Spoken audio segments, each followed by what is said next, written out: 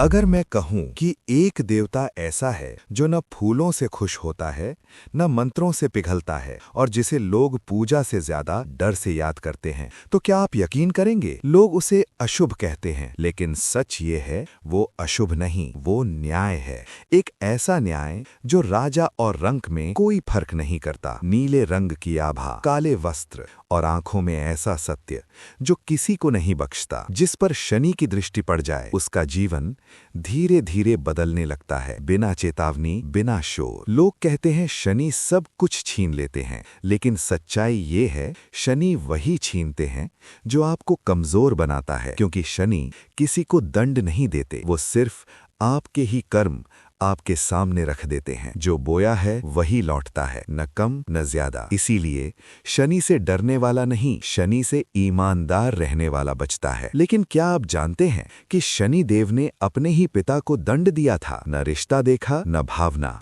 कर्म के सामने खून भी छोटा पड़ गया। यही कारण है कि शनि का न्याय देवताओं के लिए भी अपरिवर्तनीय है। जब शनि की परीक्षा शुरू होती है तो सबसे पहले अहंकार टूटता है, फिर टूटता है भरोसा और अंत में सहारा। इंसान सोचता है सब कुछ क्यों छिन रहा है, लेकिन शनि देख रहे होते हैं क्या इंसान अब भी सही रास्ते पर हैं या नहीं। लोग 7.5 को श्राप कहते हैं, लेकिन सच ये है ये श्राप नहीं, ये प्रशिक्षण है। एक लंबा खामोश प्रशिक्षण। जो इस समय में झुक गया वो टूट गया, और जो डटा रहा वो बदल गया। कहा जाता है शनि देव राजाओं के नहीं, मेहनत करने वालों के देवता हैं। गरीब की सच्ची मेहनत शनि को सबसे पहले दिखाई देती है। इसलिए कई बार जमीन से उठकर सिंहासन तक पहुंचने वाले लोग शनि की कृपा का सबसे बड़ा प्रमाण होते हैं। लेकिन शनि की सबसे कठिन परीक्षा अंत में आती है, जब सब कुछ धीरे धीरे वापस मिलने लगता है।